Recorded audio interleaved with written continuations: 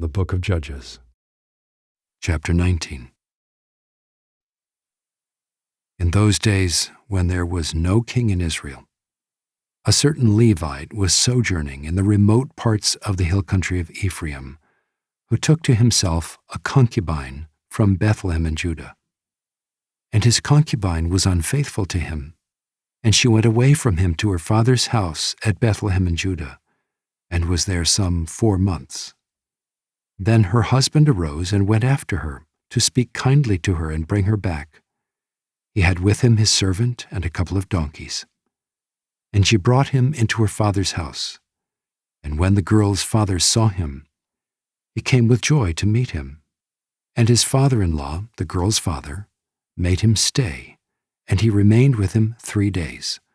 So they ate and drank and spent the night there.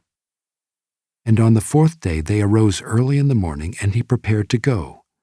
But the girl's father said to his son-in-law, "Strengthen your heart with a morsel of bread, and after that you may go."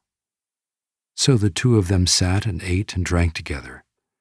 And the girl's father said to the man, "Be pleased to spend the night, and let your heart be merry." And when the man rose up to go, his father-in-law pressed him till he spent the night there again. And on the 5th day he arose early in the morning to depart. And the girl's father said, "Strengthen your heart and wait until the day declines." So they ate, both of them. And when the man and his concubine and his servant rose up to depart, his father-in-law, the girl's father, said to him, "Behold, now the day has waned toward evening. Please spend the night. Behold, the day draws to its close. Lodge here, and let your heart be merry, and tomorrow you shall arise early in the morning for your journey, and go home." But the man would not spend the night.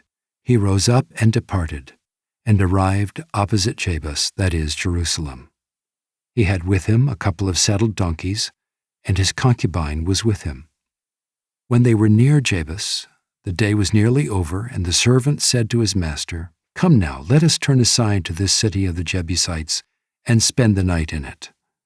And his master said to him, "We will not turn aside into the city of foreigners, who do not belong to the people of Israel, but we will pass on to Gibeah."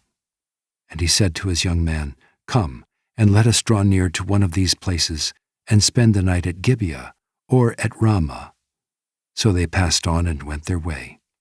And the sun went down on them near Gibeah, which belongs to Benjamin. And they turned aside there to go in and spend the night at Gibeah. And he went in and sat down in the open square of the city, for no one took them into his house to spend the night. And behold, an old man was coming from his work in the field at evening. The man was from the hill country of Ephraim, and he was sojourning in Gibeah. The men of the place were Benjaminites. And he lifted up his eyes and saw the traveler in the open square of the city. And the old man said, "Where are you going? And where do you come from?" And he said to him, "We are passing from Bethlehem in Judah to the remote parts of the hill country of Ephraim, from which I come. I went to Bethlehem in Judah, and I am going to the house of the Lord, but no one has taken me into his house. We have straw and feed for our donkeys, with bread and wine for me and your female servant and the young man with your servants. There is no lack of anything." And the old man said, "Peace be to you. I will care for all your wants, only do not spend the night in the square."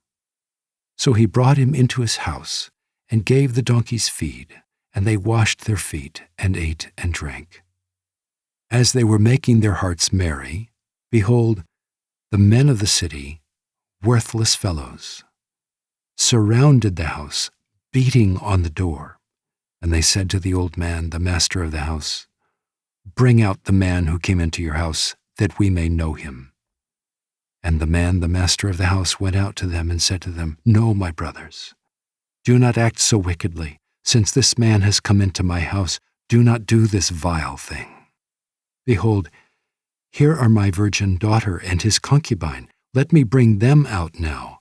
Violate them and do with them what seems good to you. But against this man, do not do this outrageous thing."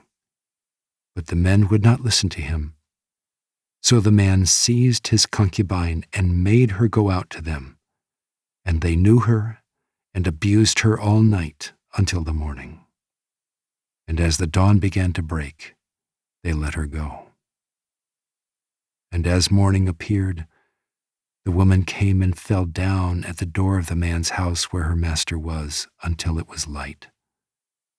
And her master rose up in the morning, and when he opened the doors of the house and went out to go on his way, behold, there was his concubine lying at the door of the house with her hands on the threshold.